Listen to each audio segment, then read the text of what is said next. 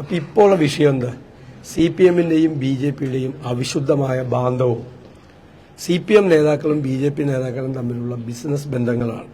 മുഖ്യമന്ത്രി RSS നേതാക്കളുമായി രഹസ്യമായ ചർച്ച തിരുവനന്തപുരത്തെ മസ്കറ്റ് ഹോട്ടലിൽ നടത്തിയ ആളാണ്. അതിന് ഇടനിലക്കാരനായി നിന്നത് ശ്രീ M എന്ന് പറയുന്ന ഒരു ആത്മീയ നേതാവാണ്. അദ്ദേഹത്തിന് അതിന്റെ പേരിൽ 4 ഏക്കർ സ്ഥലം സൗജന്യമായി പതിച്ചു നൽകിയുണ്ടായി. RSS-മായി അവിശുദ്ധമായ ബാന്ധവും എല്ലാ കാലത്തും സൂക്ഷിച്ചിരുന്ന ഒരാളാണ്. നമസ്കാരം. പ്രധാനമന്ത്രി നരേന്ദ്രമോദിയും മുഖ്യമന്ത്രി പിണറായി വിജയനും തമ്മിൽ അണ്ണൻ തമ്പി ബന്ധമാണുള്ളതെന്ന് പ്രതിപക്ഷ നേതാവ് VD സതീശൻ. മോദി അണ്ണനും പിണറായി തമ്പിയുമാണ്. പത്തനംതിട്ട പാർലമെന്റ് മണ്ഡലം UDF തിരഞ്ഞെടുപ്പ് കൺവെൻഷൻ ഉദ്ഘാടനം ചെയ്യുകയായിരുന്നു അദ്ദേഹം. BJP-യോടുള്ള പേടിയിലാണ് CPM ജീവിക്കുന്നത്. BJP-യെ സന്തോഷിപ്പിക്കുകയാണ് പ്രധാന ജോലി.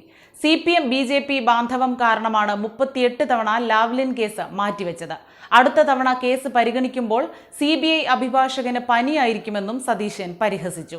Niramaya Vaidehi resort CPM BJP കൂട്ടുകച്ചവടത്തിന്റെ തെളിവാണ്. ഇരു പാർട്ടികളും ഇപ്പോൾ ബിസിനസ് പാർട്ട്ണർമാരാണ്. 12 സ്ഥാപനങ്ങൾ മുഖ്യമന്ത്രിയുടെ മകളുടെ കമ്പനിക്ക് പണം നൽകി. എന്തിന് നൽകി എന്ന ചോദ്യത്തിന് ഉത്തരമില്ലെന്നും സതീശൻ പറഞ്ഞു. തിരഞ്ഞെടുപ്പിന് മുൻപ് നൽകിയ ഒരു വാക്കും പാലിക്കാത്തയാളാണ് മോദി. എന്നിട്ടാണ് മോദിയുടെ ഗ്യാരണ്ടി എന്ന് പറഞ്ഞു നടക്കുന്നത്. ഏറ്റവും വലിയ തൊഴിലില്ലായ്മ അനുഭവപ്പെടുന്ന കാലമാണിത്. ഇലക്ടറൽ ബോണ്ടുകൾ വഴി BJP-ക്ക് ലഭിച്ച 11,600 കോടി നാട് കൊള്ളയടിക്കാൻ ചിലർക്ക് അവസരമൊരുക്കിയതിന്റെ പ്രത്യുപകാരമാണ്. രാജ്യത്ത് 100 കണക്കിന് പള്ളികൾ തകർന്നു. പാസ്റ്റർമാർ ഉൾപ്പെടെ ജയിലിലായി. വിദ്വേഷം വളർത്തി പീഡിപ്പിച്ചു കൊന്ന ശേഷം ക്രിസ്മസ് കേക്കുമായി ചെല്ലുന്ന ആട്ടിൻ തോലിട്ട ചെന്നായ്ക്കളാണ് ചിലർ. മണിപ്പൂരിൽ പ്രധാനമന്ത്രി തിരിഞ്ഞു നോക്കാതിരുന്നപ്പോൾ ധൈര്യത്തോടെ കടന്നു ചെന്ന നേതാവാണ് രാഹുൽ ഗാന്ധിയെന്നും അദ്ദേഹം പറഞ്ഞു. അതേസമയം ഒരു വാക്കുപോലും പ്രസംഗിക്കാതെയായിരുന്നു മോദിയുടെ റോഡ് ഷോ. പക്ഷേ കേരളത്തിൽ നേട്ടമുണ്ടാക്കും എന്ന ആത്മവിശ്വാസം പ്രധാനമന്ത്രിയുടെ ശരീരഭാഷയിൽ നിറഞ്ഞു നിന്നു. പാലക്കാട് നഗരം പുഷ്പവൃഷ്ടിയോടെയാണ് അദ്ദേഹത്തെ സ്വീകരിച്ചത്.